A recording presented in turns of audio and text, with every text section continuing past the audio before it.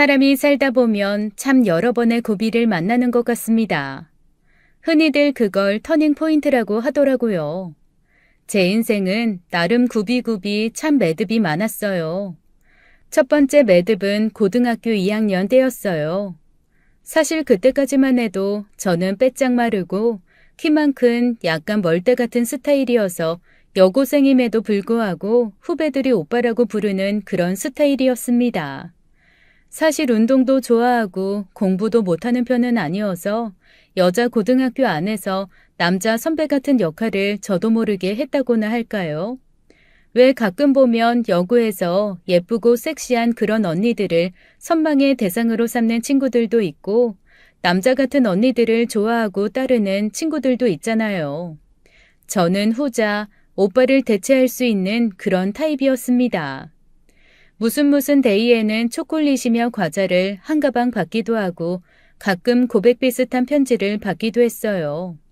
성격 자체가 세심하거나 예민한 편이 아니어서 저도 모르게 무심하게 구는 부분들이 아마 감성지수 폭발하는 여고생들에겐 더 영향을 끼쳤던 게 아닐까 싶기도 합니다.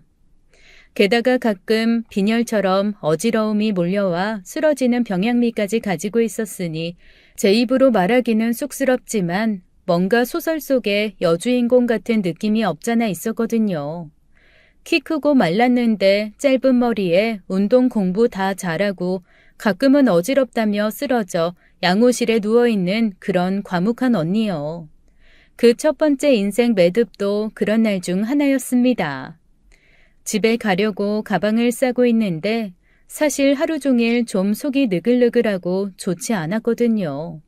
도시락 먹은 게 체했나 아니면 몸살이 나나 이런저런 생각을 하면서 가방을 싸고 있는데 순간 앞이 아득해지면서 정신을 잃었습니다. 그리고 실려간 병원에서는 원인을 알 수 없지만 뭔가 호르몬계에 문제가 생긴 것 같다는 판정을 내리더라고요. 그동안 생각했던 것처럼 빈혈 같은 게 아니었던 겁니다. 그때부터 6개월을 입원해야 했어요. 일단 원인을 찾는 것도 너무 오래 걸렸고 입원해 있는 동안도 자꾸 정신을 잃고 열 오르고 가끔 구토까지 해대니 안 해본 검사가 없고 안 먹어본 약도 없는 것 같았죠. 시간이 흐르면서 종류도 알 수 없는 약들이 몸으로 쏟아져 들어오는데 어쩔 수 없이 1년간 학교를 휴학하고 치료에 전념하기로 했습니다. 그리고 병원에서 치료를 받으면서 휴학하는 동안 저는 딱 30kg이 쪘습니다. 늘 말랐다는 소리만 듣다가 뚱뚱하다, 통통하다, 터질 것 같다 이런 소리를 듣는 몸이 돼버린 거죠. 처음에는 하루가 다르게 부풀어 오르는 몸을 보며 좌절도 되고 속상하기도 했는데 몸이 불어날수록 쓰러지는 것도 없고 아픈 것도 없어지니 이런 게 등가 교환인가 아픈 것과 뚱뚱한 것 중 하나를 선택해야 하나? 그렇다면 나는 아프지 않고 뚱뚱한 것을 선택하겠어 라는 생각을 하게 되었습니다. 몸의 모양새가 어떻든 아프지만 않으면 된다고 마음을 먹고 나니 괜찮아지더라고요. 하지만 그건 저의 생각이었을 뿐 다른 사람들의 시선은 또 다른 문제였어요. 병원에서 퇴원을 하고 학교로 돌아오니 저를 좋아해줬던 후배들도 저를 보고 깜짝 놀라더라고요. 하긴 호리호리하니 말라서 휘청거리던 언니는 어디 가고 뚱뚱하고 동글동글한 언니가 쿵쿵거리면서 다니니 그게 어디 익숙한 모습이겠어요? 철없는 고등학생이니 당연히 여기저기에서 쑥덕거리는 소리도 많이 들었습니다. 그렇게 제가 좋다고 평생 친하게 지내고 싶다던 후배들이 1년 휴학하고 같은 학년으로 제가 들어갔는데도 다가오지 않고 멀찍이서 구경하듯 바라보며 수군거리는 것, 그건 좀 힘들고 마음이 아팠어요. 하지만 저희 부모님은 일단 제가 크게 아프지 않고 건강하게만 살면 된다면서 절대 제 몸 가지고 스트레스 주지 않으셨어요. 일부 저를 이해해주고 안쓰러워해주는 한두 명의 친구 덕에 그렇게 1년 늦게 고등학교를 졸업하고 대학을 갔습니다. 운동도 안 하고 놀지도 않으니 할 게 공부밖에 없어서 그랬는지 나름 괜찮은 학교에 들어가서 부모님도 저도 몹시 기뻐했죠. 그런데 보통 대학 입학하고 나면 캠퍼스에 낭만이라는 게 있잖아요. 저라고 뭐 없었겠습니까? 설레는 봄이 오면 교정에서 데이트도 하고 다른 학교 남학생들이랑 미팅도 하고 수업 듣는 사람 중에 눈빛 주고받으면서 설레는 사람도 생겼으면 좋겠다는 생각을 했죠. 그런데 아무리 다이어트를 하려고 해도 절대 살이 빠지지 않더라고요. 대학 새내기들이 얼마나 예쁩니까? 그 예쁜 애들 속에서 저도 짧은 치마 입고 미팅도 나가고 싶고 캠퍼스의 낭만도 즐기고 싶었는데 계속해서 먹어야 하는 약 때문인지 살은 절대 빠지지 않았어요. 오히려 매년 2kg, 3kg씩 더 찌기 시작했습니다. 대학교 2학년 말쯤에는 어느새 저희 아빠보다도 훨씬 무거운 사람이 되어버리고 말았어요. 당연히 학교에서도 다가오는 남자친구는 없었어요. 그나마 제가 다니던 학과가 외국어 학과여서 다른 사람들과 크게 어울리지 않고 저 혼자 열심히 공부만 할 수 있었던 게 다행이라면 다행일까요? 친구도 없이 공부만 하느라 남들보다 통번역사 자격증도 일찍 따고 수석도 놓치지 않기는 했지만 지금 생각해도 제 대학 생활은 아무런 낙이 없었습니다. 강의실에서도 제 옆에 앉는 사람이 없었어요. 왜냐하면 제가 몸이 크니까 늘 양옆에 앉는 사람들이 항상 뭔가 불편한 기색이었거든요. 그래서 습관처럼 늘 아무도 앉지 않는 제일 앞에 양옆의 자리까지 세 자리를 차지하고 앉는 것이 습관이 되었습니다. 그러다 보니 저를 모르는 교수님도 없고 아이들도 점점 뚱뚱한데 공부 잘하는 사람, 뚱뚱한데 독하게 공부하는 사람, 뚱뚱한 수석, 이런 식으로 제 이름은 몰라도 그런 수식어를 붙이면 모두 저를 알게 되었죠. 대학 졸업 후에도 회사 다닐 생각은 못했습니다. 몸무게가 거의 100kg 가까이 늘어버렸거든요. 그런데 이게 호르몬 약 때문에 늘어난 몸무게이기는 하지만 처음에는 부은 거라고 생각했던 것도 점점 살이 되고 약 때문에 이것저것 나쁠까봐 조심하느라 먹고 운동을 하지 않았더니 점점 더 다른 부위가 안 좋아지는 악순환이 생기는 겁니다.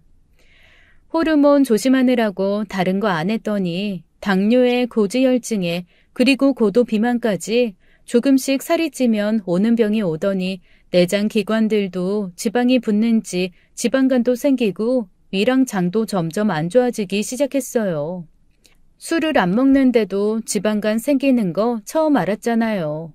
그런데 운동을 하려고 봤더니 이미 제 몸이 관절이 지탱할 수 있는 무게를 넘어서서 조금만 움직여도 발목이 아프고 무릎이 아프고 오히려 없던 병이 생길 판이었습니다.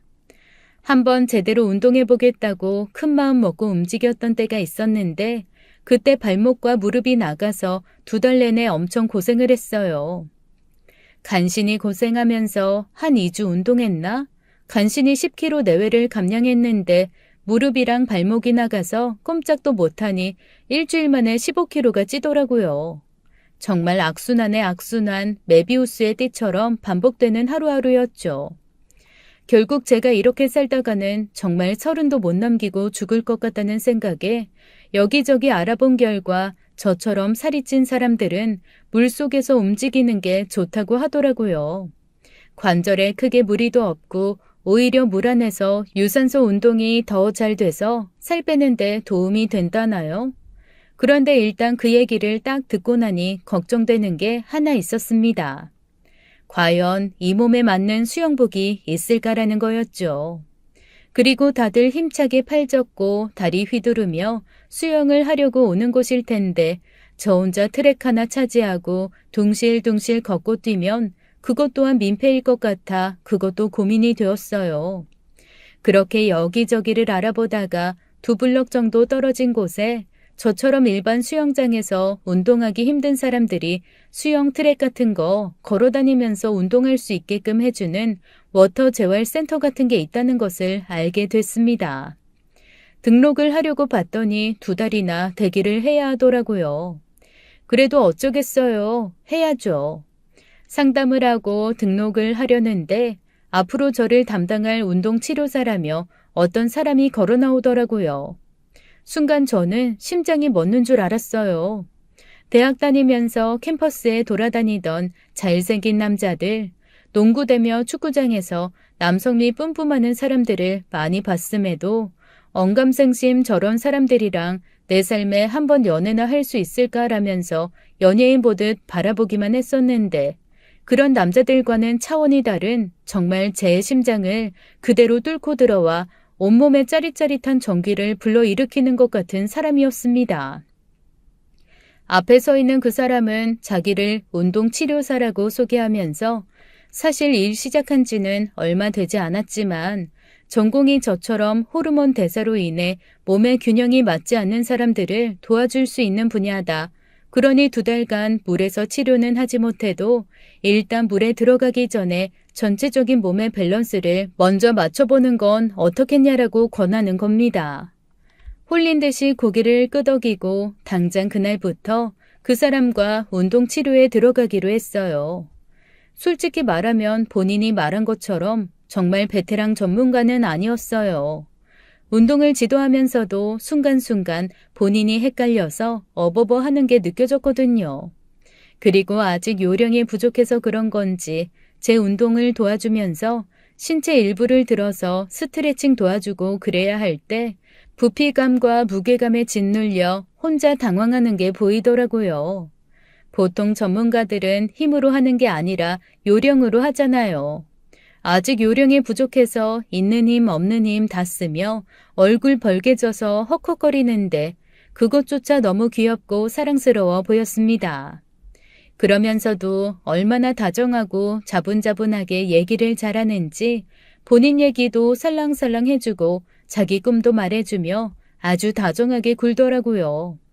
보니까 저랑 5살이 차이 나고 운동치료를 배우고 직업으로 삼은 이유도 선했습니다. 처음 일을 시작한 게 이 분야라며 자기는 정말 다른 사람들이 건강한 삶을 살게 해주는 게 목표라면서 행복한 웃음을 짓는데 그때마다 제 가슴이 너무나도 콩닥콩닥 뛰었습니다. 저희 집이 시골에서 낙농업을 크게 해요. 그나마 자동화가 많이 되어서 예전보다는 덜 힘든데 그래도 소들이 행복하고 편하려면 일일이 사람 손을 좀 가야 하는 부분이 있거든요. 그거 알아요? 소들도 기계적으로 사료주고 똥 치워주고 그러기만 하면 행복해하지 않아요. 그런데 하루에도 몇 번씩 들여다보면서 쓰다듬어주고 말 걸어주고 하다못해 잠자리에 까는 집도 사람이 하나하나 다듬어주면서 잘 자라고 하면 그거 알아듣고 엄청 행복해하거든요. 그런 소들이 내놓는 우유 진짜 고소하고 맛있어요. 몰랐으면 모를까 아는데 안 할 수 없잖아요. 그래서 저희 부모님이랑 주변에서 농장하시는 분들 아무리 자동화되었어도 새벽부터 나가 밤 늦게까지 소 살피고 그러시거든요. 그런 분들이 제일 먼저 망가지는 게 관절이랑 근육이에요.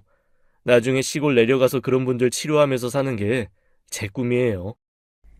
아니 꿈도 어쩜 이렇게 제 맘에 들던지요. 제 꿈도 시골살이거든요. 게다가 더 마음에 들었던 건 아버지가 낙농업을 크게 하신다는 거였습니다.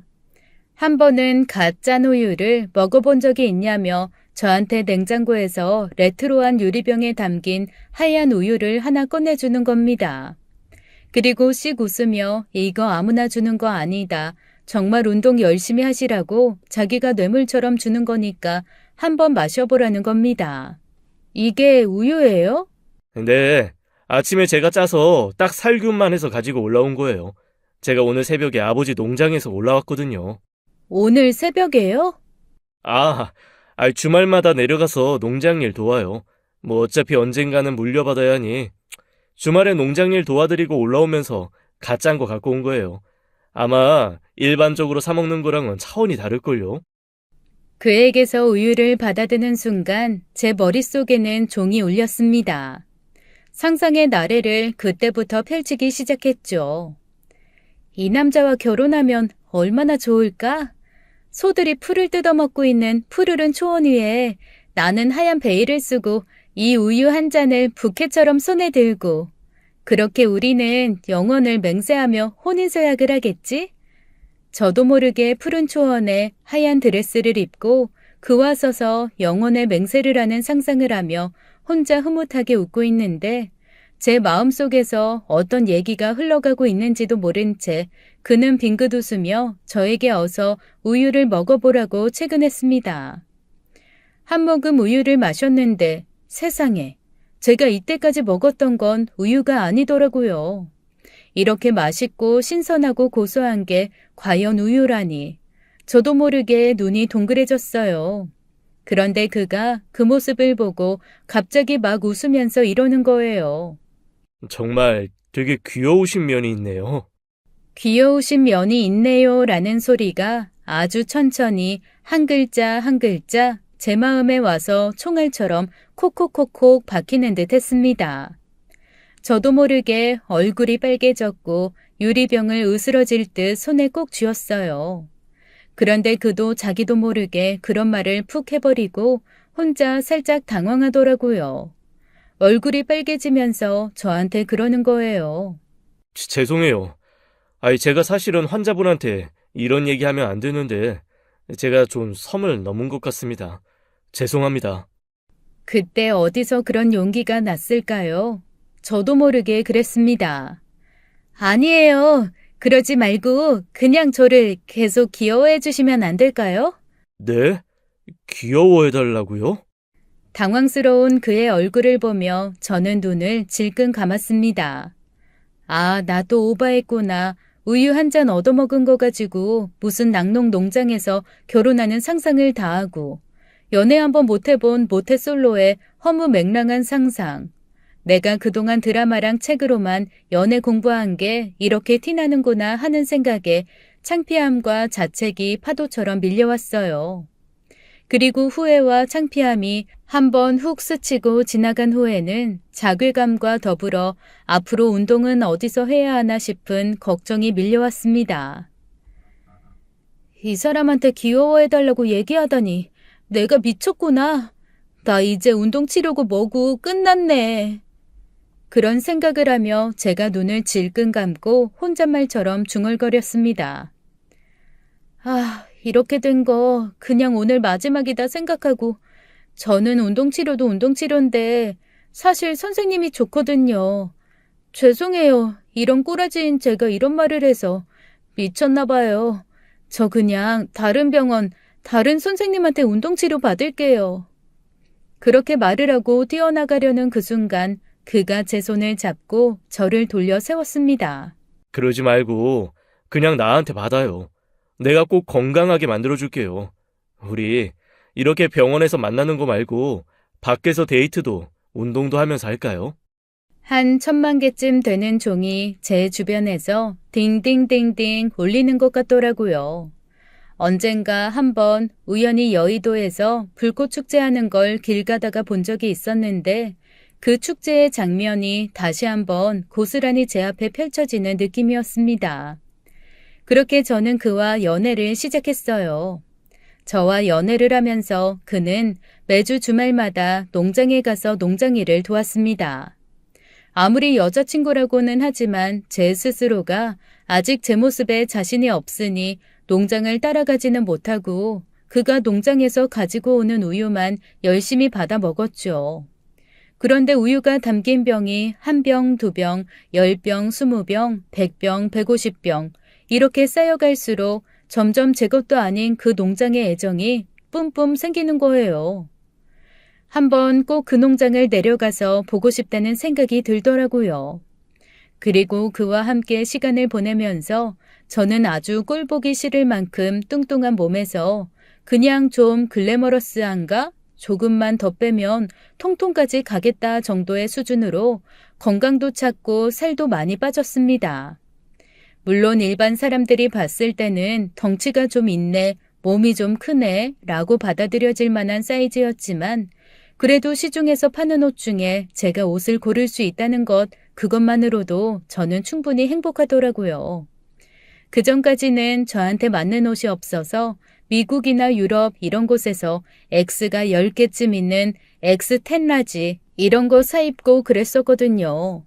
그래도 이제는 우리나라 남자들 옷 중에서 좀 크게 나온 거, 그 정도는 입을 수 있는 몸이 됐으니까요.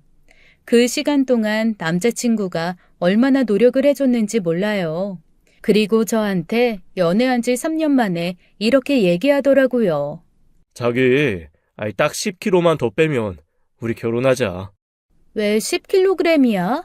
지난번에 자기가 그랬잖아. 엑스라지 정도까지만 입어도 행복할 것 같다고. 웨딩드레스 구경했을 때 그 정도 사이즈까지 들어갈 수 있다고 했다며. 스트레스 받지 않게 딱 거기까지만 빼고 그 다음부터는 건강 지키면서 살면 되니까. 그래도 자기 결혼식 할 때는 예쁜 드레스 입고 싶다고 했잖아. 그거 입고 입장할 수 있게 내가 더더 열심히 운동 도와줄게. 이렇게 예쁜 청혼을 제가 들을 수 있을 거라고는 생각도 못했습니다. 그러더니 저한테 또 그러더라고요. 이번 주에 같이 농장 내려가서 엄마 아빠한테 인사드리자는 겁니다. 이미 남자친구는 저희 엄마 아빠 만난 지 몇 년 됐거든요. 제가 거의 연애 시작하자마자 너무 좋은 나머지 좋은 거 숨기지도 못하고 엄마 아빠한테 자랑을 해대서 저랑 사귄 지 한 달 만에 이미 엄마 아빠 다 만나고 다 같이 여행도 몇 번 다녀왔어요. 그래서 이미 저희 집에서는 심리적인 사위거든요. 그런데 제가 몇 번 같이 농장으로 내려가자는 건 거절했었습니다. 제 몸도 자랑스럽지 않고 아무래도 아픈 적이 있다고 하면 시부모님 되실 분들이 싫어하실까봐 제 마음 한구석에 좀 걸리는 게 있었거든요. 아무래도 시골 분들이시고 얼른 아이 낳는 걸 원하기도 하실 텐데 솔직히 제 건강으로는 당장 아이 갖는 것도 어렵고 약도 당분간 계속 먹어야 하니 그 모든 것을 설명하고 흔쾌히 사랑받는 며느리로 들어가기가 쉽지 않을 것 같았습니다. 누구도 저한테 그런 말 한 적 없는데 혼자 이런저런 생각하면서 설레발치는 걱정을 한 것일 수도 있지만 일단 그때는 그런 마음이 너무 강하더라고요. 그런데 청혼까지 받은 마당에 그래도 가기 싫다고 할 수는 없어서 최대한 며칠을 굶고 헬쑥하게 만든 후에 찾아가기로 결심했어요. 그런데 그거 아세요? 마른 애들은 며칠 굶으면 그나마 몸에 남아있던 수분도 사라져서 정말 뼈에 가죽밖에 안 남은 것처럼 보이지만 살집이 두둑하고 뚱뚱한 사람들은 2, 3일 굶은 것 가지고는 티도 안 나잖아요. 피곤함이 묻어나서 뚱하게 화나 있는 것처럼 보이고 심술 맞아 보이기는 해도 여전히 뚱뚱하게 배도 나오고 여기저기 살집 붙어 있는 건 그대로거든요. 그래도 조금이라도 가녀리게 보이고 싶어서 3일을 꼬박 굶은 채 남자친구를 따라 농장으로 내려갔습니다. 농장은 정말 깨끗하고 컸어요. 보통 소가 많으면 여기저기 소똥도 있고 냄새도 나고 그럴 줄 알았는데 어머님, 아버님이 정말로 깔끔하신 성격이더라고요. 소들이 어찌나 깨끗한지 반질반질 윤이 날 지경이었습니다. 이렇게 깨끗한 소들한테서 나오는 젖이라 그렇게 신선하고 맛있나 보다라는 생각을 하며 떨리는 마음으로 두근두근 어머님 아버님께 첫인사를 드렸어요. 어머님은 처음에 저를 보시곤 약간 놀라는 눈치시더라고요. 그도 그럴 것이 어머님이 정말 작고 아담하고 왜소한 체구를 가지고 계셨거든요. 거짓말 조금 더 보태서 딱 제 절반만한 분이었습니다.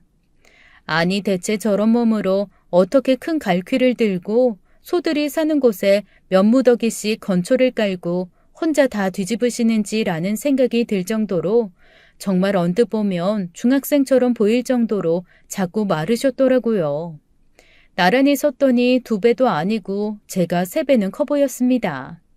하지만 어머님은 곧 환하게 웃으시며 저를 안아주셨어요. 아유, 복스럽네. 점심 아직 안 먹었지? 이 동네가 워낙 소가 유명해. 우리는 젖소를 키우지만 아주 맛있는 유구 키우는 집도 많거든. 마침 어제 소 잡는 날이어서 아주 맛있는 소고기 내가 갖다가 잘 숙성시켜놨어. 맛있게 구워줄게. 어머님의 배려가 느껴져서 조금 긴장했던 게 풀리려나 했습니다. 사실 저처럼 뭔가 자신이 없는 사람은 다른 사람 눈빛 하나 말투 하나에도 혼자 예민하게 이 생각 저 생각하기 마련이거든요. 부디 아버님도 어머님처럼 대해주셨으면 좋겠다는 생각을 하고 있는데 마침 저 멀리서 아버님이 걸어오고 계시더라고요. 농장에서 막 일을 마치고 오신 듯 작업복 차림이셨는데 저를 보더니 깜짝 놀란 얼굴을 숨기지 않으시더라고요. 그러면서 갑자기 인사도 하기 전에 그러시는 겁니다. 아이고, 아이 너무 커가지고 나는 우리 소가 옷 입고 서 있는 줄 알았네. 아, 얼굴이 너무 빨개지면서 민망했습니다. 옆에 있던 남자친구도 당황해서 자기 아빠한테 막 뭐라고 하더라고요. 아니, 처음 보는 사람한테 그런 막말이 어디 있냐고요. 그런데 아버님은 너무 아무렇지도 않게 아니 뭐 소처럼 보여서 속았다 그랬는데 내가 내 입 가지고 말도 못하냐라며 무심히 대답하시는 거였습니다. 그리고는 진짜 아무렇지도 않게 혼잣말로 이놈 자식은 별 쓸데없는 걸 가지고 난리라며 들어가서 밥 먹자고 훅 먼저 들어가 버리시더라고요. 오히려 당황한 건 저보다 시어머니 되실 분과 남자친구였습니다. 계속 저한테 아기는 없다, 말버릇이 저런 거다라고 위로를 건네시는데 저는 처음에 아버님이 제가 싫어서 그러신 줄 알았어요. 그런데 밥 먹으면서 가만히 말씀하시는 걸 들어보니까 그냥 그런 스타일이시더라고요.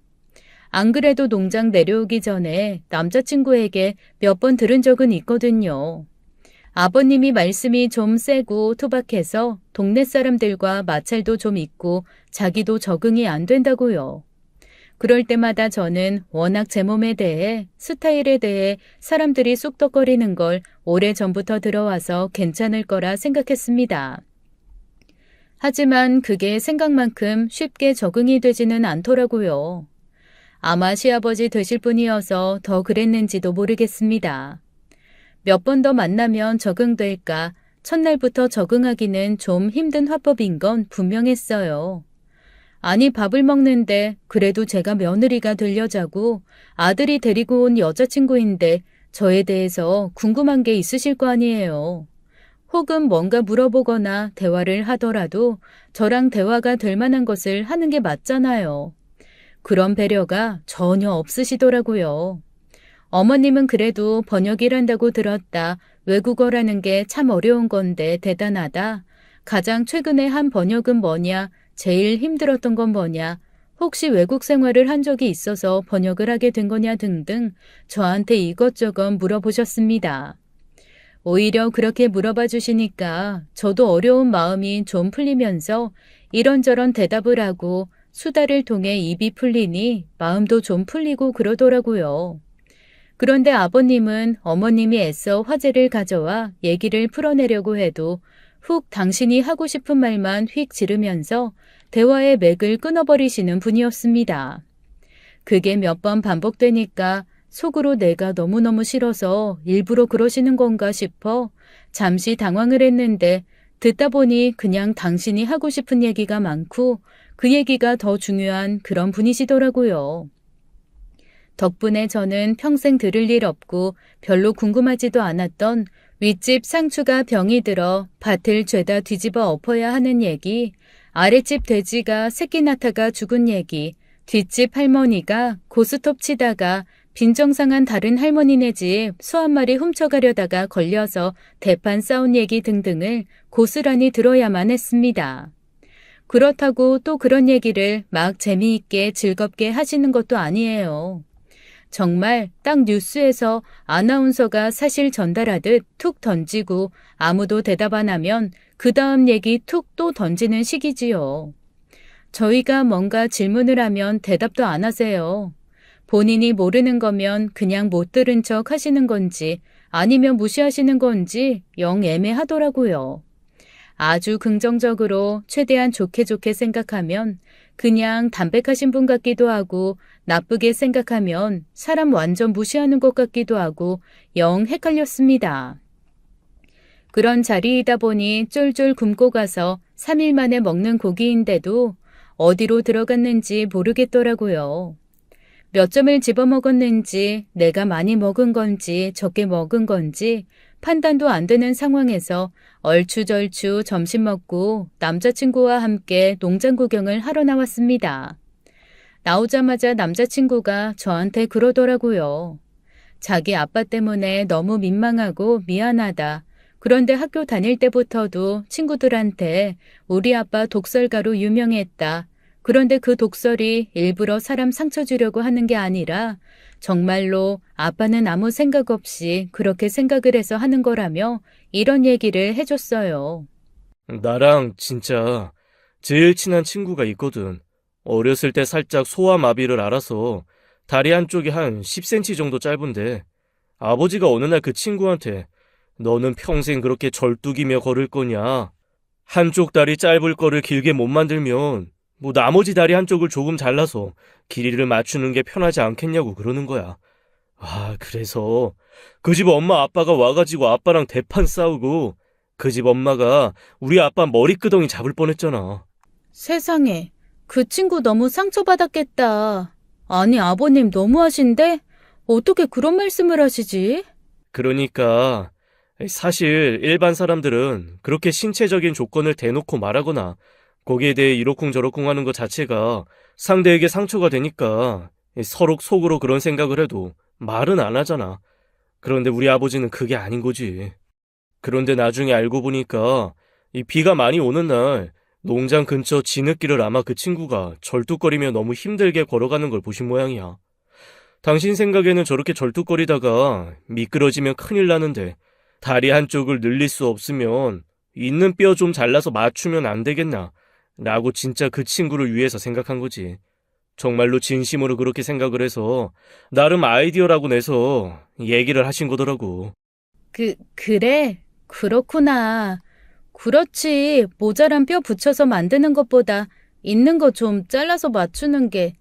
그래, 빠를 수도 있긴 한데. 아니, 상상력이 좋으신 거야? 아니면. 제가 너무 당황해서 혼자 허둥거리며 말하고 있으니 남자친구가 그러더라고요.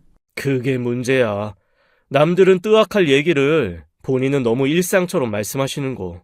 그 얘기를 듣고 저는 아버님이 아까 처음 만나자마자 저한테 속아 옷을 입은 것 같다고 했던 게 뚱뚱하니까 애둘러 말해 상처 줘야지 하고 일부러 그런 말이 아니라 진짜 당신 눈에 속아 옷 입은 것 같아서 그냥 그 생각을 얘기하신 거구나 하는 이해가 되었습니다. 상대가 기분이 나쁘고 좋고는 사실 아버님에게는 두 번째 문제이고 일단 본인 생각이 거침없이 밖으로 나오시는 분인 거죠. 그래서 앞으로 아버님과 대화할 때는 상처받지 않는 거를 제1원칙으로 삼아야겠다라는 생각을 했습니다. 그러면서 남자친구가 그러더라고요. 결혼하면 자기는 바로 여기로 내려와서 낙농업을 물려받을 생각이라고요. 그건 이미 연애 초부터 알고 있던 남자친구의 꿈이었기에 이미 알고 있다고 지지할 거라고 했죠. 그랬더니 저한테 남자친구가 걱정스러운 얼굴로 자기는 내려오기로 마음을 먹긴 했는데 혹 제가 아버님 때문에 너무 불편해서 오기 싫다, 시골에서 살기 싫다고 하면 어떻게 해야 하나 고민을 했다고 했습니다. 그래서 저는 아기 있으신 분은 아니고 나도 좀 속상하고 복귀기는 하겠지만 그래도 하고 싶은 거 하고 건강하게 살아야 하지 않겠냐고 시골에서 사는 거 저야 너무 좋다고 그랬죠. 제가 고등학교 때 건강을 잃은 후로 인생에서 1순위로 생각하는 게 좋은 환경에서 건강하게 사는 거거든요.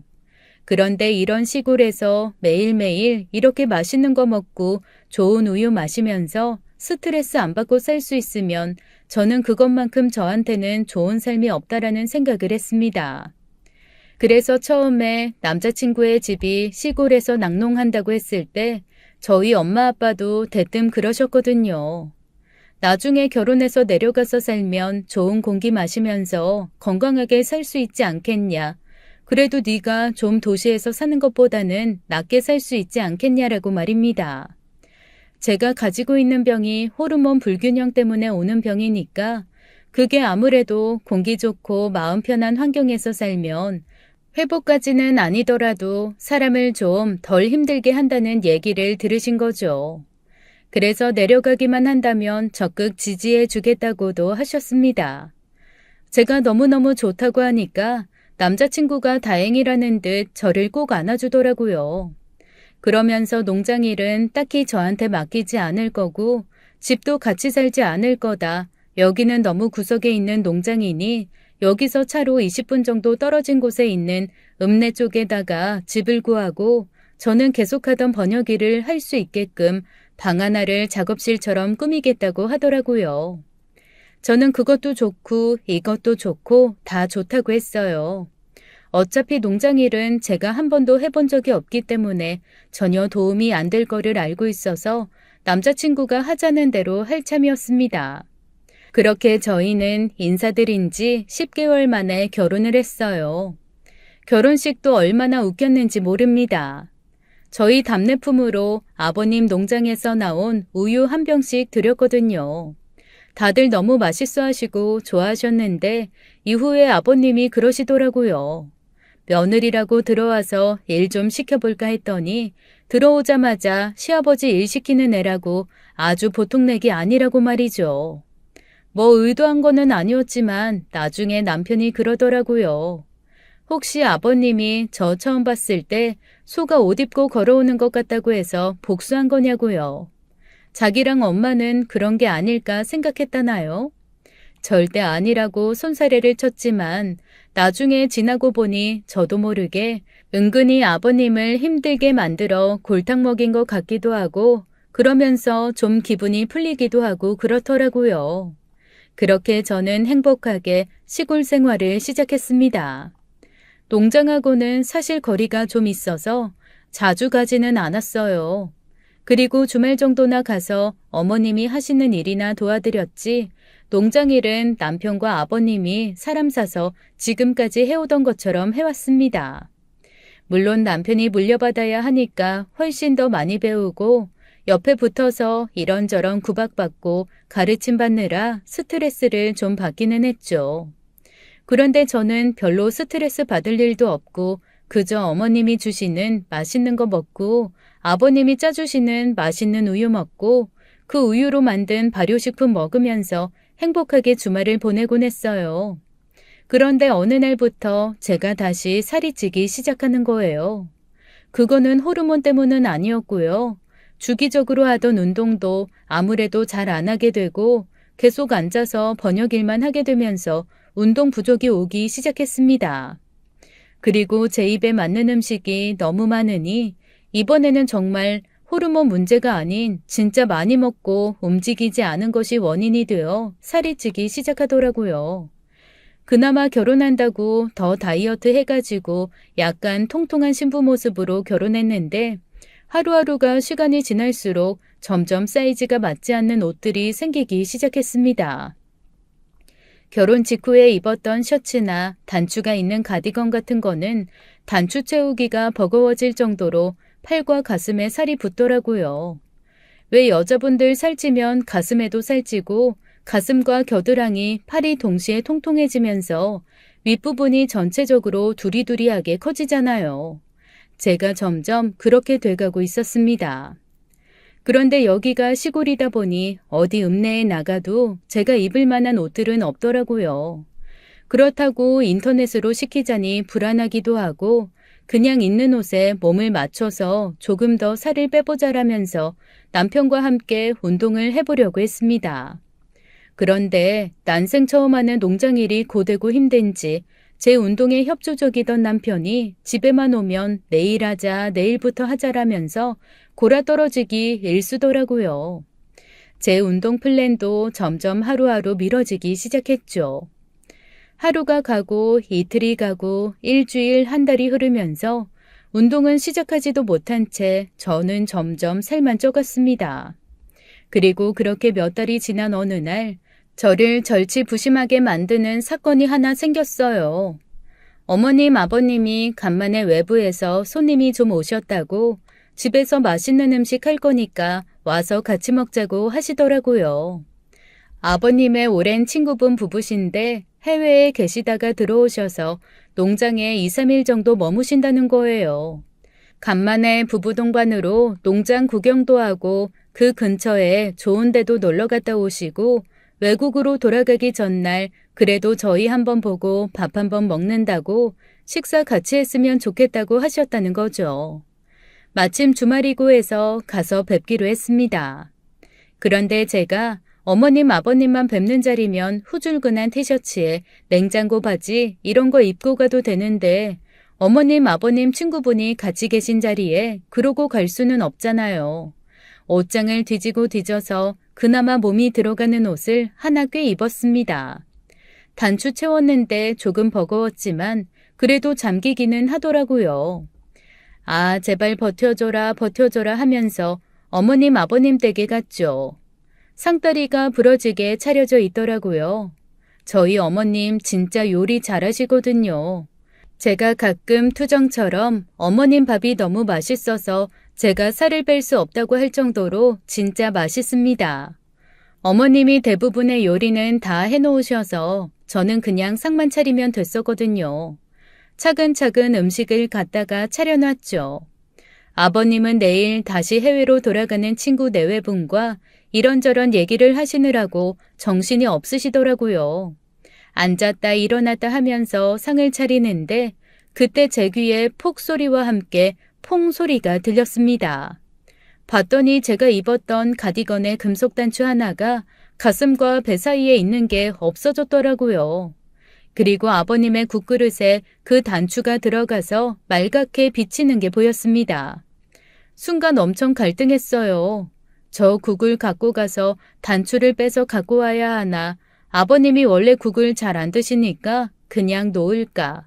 순간 너무나 갈등을 했는데 아니 하늘도 무심하시지. 수다를 한참 떠시던 아버님이 목이 마르셨는지 글쎄 국그릇을 들고 벌컥벌컥 국물을 들이키시는 거예요. 그런데 저희 아버님 평소에 진짜 국 안 드시거든요. 국을 드셔도 숟가락 살짝 넣어서 위에만 무슨 수프 떠먹듯이 국물만 살짝 떠서 입만 축이시는 분입니다. 저는 시집와서 단 한 번도 아버님이 국을 다 드시는 걸 본 적이 없어요. 오죽하면 한 번 제가 여쭤본 적도 있었거든요. 아버님은 왜 항상 국이 옆에 놓여 있어야 되면서 국을 안 드시냐고 말입니다. 그랬더니 아버님이 그러시는 거예요. 입축일 때 한두 번 짭짤한 국물이 살짝 혀에 묻는 게 좋은데 뭔가 물에 빠져서 익힌 것들이 싫다고 하시는 겁니다. 그래서 아버님이 고기를 좋아하시지만 국그릇에 들어있는 고기는 안 드시고 채소도 좋아하시지만 국그릇에 들어있는 채소도 안 드십니다. 아니 그런데 왜 평소에 드시지도 않는 국을 하필 그 순간 벌컥 들고 마시는 건지 제발 단추만 입에 들어가지 마라, 단추만 입에 들어가지 마라 라고 빌고 있는데 아유 단추가 무겁잖아요. 아버님이 기울이신 국그릇 제일 아래 가라앉아 있던 단추가 쑥 하고 아버님 입 안으로 들어간 모양입니다. 뭔가 아그작 소리가 나면서 아버님이 순간 비명을 지르시더라고요. 아, 이게 뭐야? 아버님이 입을 벌리시는 순간 입안에서 반으로 동강이 난 단추와 아버님의 치아 일부가 떨어지더라고요. 아마 겪어보신 분들은 아실 거예요. 이빨이 깨지면 얼마나 아픈지. 아버님이 보란 쪽을 감싸고 대굴대굴 구르시고 식사는 시작하지도 못한 채 난리가 났습니다. 아버님 친구 부부는 당황해서 쫄쫄 굶은 채 얼레벌레 숙소로 돌아가 버리시고 남편은 허둥지둥 아버님을 모시고 읍내 치과로 달려갔어요. 저는 정말 어쩔 줄을 몰라서 상다리가 부러지게 차려진 상 앞에서 안절부절 못하고 있었죠. 그런데 어머님이 너무나 야속하게도 부엌에서 배를 잡고 웃고 계시는 거예요. 어머님 웃지 마세요. 저 지금 미치겠어요. 아우 예, 세상에 국그릇에 들어간 단추 씹다가 치아 부러진 거 어디 TV 나올 일 아니니? 그것도 며느리 옷에서 튕겨나간 단추. 아우 나 너무 웃겨, 너무 웃겨. 그러면서 어머님은 상다리 부러지게 차린 음식 너무 아깝다고 어차피 아버님 오셔도 드시지도 못할 거라며 일단 우리라도 먹자고 하시더라고요. 그래서 제가 밥 안 들어갈 것 같다. 시아버지 오시면 날 죽이려 할 텐데 이게 어떻게 입에 들어가겠냐고 했죠. 그랬더니 어머님이 막 웃으시면서 그러시는 겁니다. 그럴수록 그럼 더 먹어야지. 먹고 죽은 귀신이 때깔도 좋다더라. 아유, 너무 웃었더니 허기가 져서 죽겠다, 얘. 이거 소갈비 내가 엄청 공들인 거야. 다른 거 못 먹어도 이 소갈비는 먹어 치우자, 응? 어차피 네 아버지 며칠은 씹지도 못해가지고 갈비는 한동안 못 먹을걸. 우리끼리 먹어 치우고 힘내서 너희 아버지 신경질 견뎌야지. 먹자. 저희 어머님 이렇게 낙천적이신 분이십니다. 그런데 이게 참 사람이 이상하죠. 옆에서 그렇게 바람을 넣으니까 물 한 모금 안 들어갈 것처럼 불안하던 마음이 음식 냄새 들어가고 한 입 먹으니까 그게 또 계속 들어가대요. 어느새 저랑 어머님은 나란히 앉아가지고 상에 차려진 음식을 열심히 집어 먹었습니다. 한창 먹고 뭔가 배가 두둑해져 올 때쯤 밖에서 부릉부릉 찻소리가 들리더라고요. 어머님이 순간 눈을 휙휙 돌리시면서 우리 둘이 아무것도 안 먹은 거다 그러시더니 얼른 먹었던 그릇을 치우시더라고요. 저는 불이 나게 달려가서 설거지를 하기 시작했습니다. 아이고, 나 죽네. 아이고, 나 죽어. 아버님이 온갖 신음을 내시면서 집으로 들어오시더라고요. 그리고는 털썩 소파에 앉으셨습니다. 설거지를 하다 말고 쭈뼛거리며 아버님 앞에 섰더니 아버님이 저를 보면서 버럭버럭 소리를 지르시는 거예요. 내가 너 그렇게 살찔 때부터 알아봤다는 둥 몸에서 단추를 그렇게 총알처럼 발사할 거면 차라리 군대에 가서 공산당을 때려잡지 왜 시아버지를 잡으려고 하냐는 둥 그런 사격수를 가지고 왜 이 농장에 와가지고 나를 암살하려고 하냐. 차라리 전쟁터를 나가면 나라에서 훈장이라도 줄 거 아니냐. 나 오늘 며느리한테 목숨 잃을 뻔했다 그러시면서 정말 화를 멈추지 않으시더라고요. 아이고, 아이 저거 소보다 더 커가지고 아주 저기 우리 젖소들 사이에 있으면 아이 누가 사람이고 누가 젖소인지 알 도리도 없겠다. 가슴만 큰 게 무식해 보이고. 그런데 제 마음에 죄송함이 한바닥이긴 했지만 그런 얘기를 계속 듣고 있다 보니 사실 기분이 좋지는 않더라고요. 처음에는 제가 그래도 잘못한 게 있으니 가만히 듣고 있었는데 점점 아버님의 말이 세지고 심해지니 제 마음에도 상처가 되기 시작했습니다. 너 집에서 쓸데없이 컴퓨터로 깨작깨작 하면서 아이 몇 푼 벌지도 못하는 일 하지 말고 너도 농장 나와서 일해라. 네 친구들 여기 많이 있잖냐. 우리 소들이 아마 너는 안 무서워할 거다. 이 사이즈 비슷하다고. 아 나와서 소 젖이나 짜. 같이 일하면서 살도 빼고 농장 일도 좀 돕고 아이 그러면 얼마나 좋아. 아버님, 아무리 그래도 저한테 젖소 같다고 하시는 건 저 너무 모욕적이고 힘든 얘긴데요. 아이 뭐? 모욕적이고 힘들어. 아이 가슴에서 발사된 단추로 시애비 골로 보낼 뻔한 건 모욕적이고 힘든 게 아니냐? 저도 모르게 눈물이 왈칵 쏟아졌습니다. 옆에서 어머님이 아무리 그만하라고 해도 저희 아버님 그만두실 기색이 없더라고요. 결국 어머님이 아버님한테 작작하라고 화를 내시고 남편이 저를 데리고 집에 나와버렸습니다. 어머님이 먹으라고 해서 먹은 갈비가 속에서 딱 얹히는 느낌이더라고요. 차를 타고 오면서 제가 죽죽 울고 있으니 남편이 어쩔 줄을 몰라 하면서 저한테 사과를 하더라고요. 제가 같이 운동하자고 할 때 운동 같이 해줬어야 되는데 미안하다며 아버지가 저렇게까지 얘기하실 줄은 몰랐다고 말이죠. 병원에서도 별 말씀 안 하시길래 그냥 넘어가실 줄 알았다면서 계속 미안하다고 하는데 남편이 사과하는 걸 들으니까 제가 더 속상한 거예요. 그 사람이 사과할 일이 아니잖아요. 그래서 아니다, 다 내 탓이다 이러면서 그날 저녁 저는 펑펑 울고 말았습니다. 그런데 참 희한하죠. 마음에 도끼라는 게 생기기 시작하니까 정말 입맛이 뚝 떨어지더라고요. 남편이 함께 운동해주지 못하면 저라도 해야지 싶어서 그 다음 날부터 새벽 5시에 일어나 2시간씩 천천히 동네를 걷기 시작했습니다. 그리고 아침은 정말 간단하게 요거트 하나 먹었고요. 점심은 풀만 한가득 먹고 밥과 계란 아주 조금 먹고 저녁은 생으로 굶었습니다. 처음에는 너무 힘들더라고요. 이렇게 살을 뺄 바에야 안 사는 게 낫지 않나 싶은 생각도 들고 내가 무슨 영화를 보겠다고 이렇게까지 살을 빼야 되나 싶기도 하고 우울증까지 몰려오고 정말 정신적으로도 너무 피폐했어요. 아니 단어가 생각이 안 나서 번역도 못하겠더라니까요. 하지만 그 고비를 넘기고 한 달이 지나고 두 달이 지나니 점점 살이 빠지기 시작했습니다. 조금씩 살이 빠지니까 재미가 붙더라고요. 어느 정도 무릎과 발목에 무리가 가지 않는 선까지 살이 빠진 후에는 동네에 있는 헬스장을 끊어서 본격적으로 PT도 받기 시작했어요. 근육을 만들어서 건강해지는 게 목표였거든요. 그리고 그동안 저는 주말에도 한 번 농장을 찾지 않았습니다. 어머님께 그렇게 말씀드렸어요. 아버님 당분간은 저 안 보시는 게 아버님도 편하실 것 같고 저도 사실 너무 별낯이 없으니 제 몸 좀 만든 다음에 찾아뵙겠다라고 말이죠. 어머님이 너무 미안해하고 속상해하고 안쓰러워하셨지만 제 마음을 충분히 이해해 주셨습니다.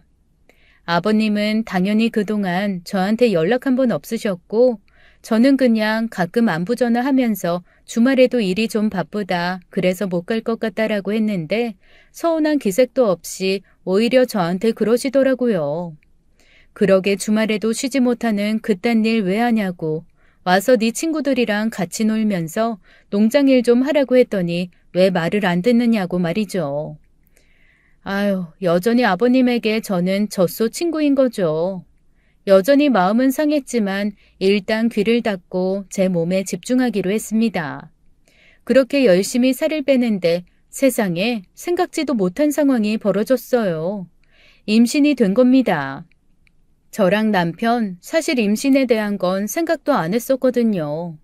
왜냐하면 제가 아무래도 호르몬 쪽으로 질병을 가지고 있었던 전적이 있고 살도 너무 찌니까 여성적인 부분에서도 많은 것이 원활하지 못해서 쉽게 아기를 가지기 힘들다는 얘기를 들었기 때문에 아기에 대한 기대가 많이 없었거든요. 그런데 살을 빼고 나니까 아기가 생긴 겁니다. 남편이 얼마나 좋아하는지 제가 미안할 지경이었어요.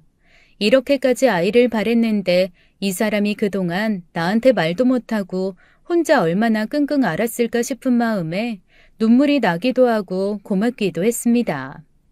어느 정도 안정기가 지난 후 시댁에도 이 사실을 알렸어요.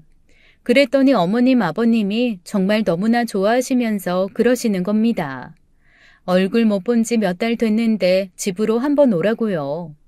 그래도 손주가 생겼는데 맛있는 거 한번 먹어야 되지 않겠냐고 말입니다. 그래서 처음으로 결혼 때보다도 날씬해진 몸에 예쁜 옷을 입고 시댁에 갔습니다.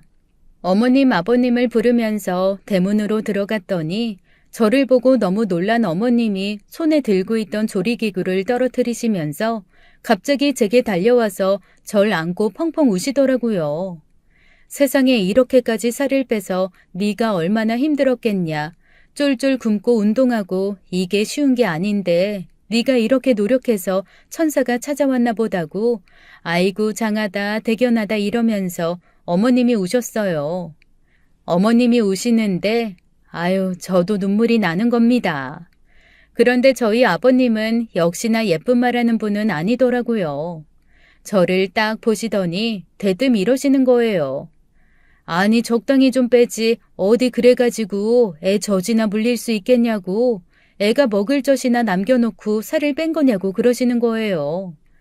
아유 저희 아버님 젖소를 키우셔서 그런가 왜 이렇게 가슴에 대한 집착이 심하신 건지 쪘으면 쪘다고 뭐라고 하시고 빼면 뺐다고 뭐라고 하시고 정말 아버님만 아니면 등짝을 한 대 확 치고 싶은 생각이 다 들더라니까요. 그리고 이쯤 되니 저도 참기가 힘들었습니다. 저 사실 진짜 살 빼느라고 너무너무 힘들었거든요. 그런데 아버님이 저렇게 말씀하시니까 갑자기 몇 달간 쌓였던 서운함에 제 노력을 무시하는 것 같은 서러움까지 딱 더해져서 진짜 화가 확 나는 거예요. 그래서 저도 모르게 벌떡 일어나서 아버님이라고 외쳤는데 그 순간 아버님이 갑자기 확 꼬꾸라지시면서 푹 쓰러지시는 겁니다. 하필 제가 아버님을 부를 때 쓰러지시니 너무 당황했어요. 그래서 아버님을 얼른 일으켰는데 뭔가 이상한 겁니다. 남편은 화들짝 놀라 119에 연락을 하고 어머님은 너무 놀라서 주저앉아 아무것도 못하고 계시더라고요. 일단 아버님 인공호흡과 가슴 압박을 시작했습니다. 정말 정신 놓고 하고 있는데 119가 왔고 병원으로 실려가셨어요. 나중에 알고 보니 아버님 순간 약간의 뇌경색 비슷한 게 와서 쓰러지신 거였더라고요. 만약에 제가 가슴 압박과 인공호흡을 하지 않았다면 그대로 반신불수가 되거나 돌아가실 뻔했다고 병원에서 얘기를 하는데 어머님이 저를 붙들고 얼마나 고맙다고 우시는지요. 의사 선생님이 그러시더라고요.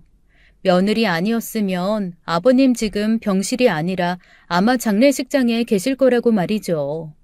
그 얘기를 듣고 아버님이 제 손을 꼭 붙들고 그러시더라고요. 아가, 아이 네가 내 보물이다. 내가 말을 뽐새 없이 하는 거 잘 안다. 이 그래도 나는 한 번도 네가 미운 적도 없었고 이 너한테 내가 불만을 가진 적도 없다. 내가 세상에서 제일 사랑하는 며느리야. 아이 사실 가끔 내 새끼보다도 네가 더 좋다. 저는 아버님이 그런 말씀을 하실 수 있는 분이라는 것도 몰랐어요. 그 이후 저희 아버님은 동네가 알아주는 며느리 바보가 되셨습니다. 동네 사람들이 저에 대해 조금이라도 약간 흉보는 말 같은 거라면 저희 아버님 정말 불같이 화를 내며 손에 곡괭이를 들고 쫓아가서 휘두르실 정도로 최고의 며느리 바보 등극하셨어요. 그러면서 나중에 알게 됐죠. 저희 시아버님이 저보고 농장에서 일하라고 한 게 정말로 농장에 일손이 딸려서 제가 워낙 손이 꼼꼼하고 일을 잘하는 것 같으니 농장에 큰 도움이 되겠다 싶어서 하신 말씀이었다는 걸요. 그러면서 나름 이유를 만들려고 한 게 저랑 젖소랑 덩치 비슷하니까 같이 와서 소들이 너를 친근하게 생각할 것 같다 이런 얘기를 그렇게밖에 못하신 거였습니다. 그래서 제가 그랬죠. 사실 아버님 진심이 그게 아니었더라도 그런 말은 하시면 되게 서운한 말이라고요. 아버님이 멋쩍어 하면서 엄청 미안해 하시더라고요. 지금 저와 아버님은 오히려 남편과 제 사이보다도 훨씬 좋습니다. 남편이 조금이라도 서운하게 하면 저 바로 아버님께 얘기하고 아버님이 그러면 진짜 이놈 자식을 외치며 벌떡 일어나서 제 남편 등짝 스매싱하러 달려나가 주시거든요. 어머님이 아니 무슨 며느리가 말만 하면 총알처럼 튀어나가는 게 아주 충성스러운 강아지 같다고 놀리실 정도예요. 저는 이렇게 행복하게 농장에서 아버님 사랑 듬뿍 받고 어머님의 약간의 사랑과 질투를 받으며 행복하게 살고 있습니다. 다음 달부터는 번역일을 조금 줄이고 안 그래도 농장 일 조금 도와드리려고요. 아버님이 제가 옆에 있으면 좋겠대요. 아무 일 안 해도 좋으니까 그냥 옆에서 수다만 떨라고 하시더라고요. 그래서 아버님 행복하게 해드리기 위해서 농장에 나가볼 참입니다. 저희 아버님 무뚝뚝하고 약간 말을 험하게 하시긴 하지만 상관없습니다. 그 안에 깊이 숨은 애정을 이제는 잘 아니까요.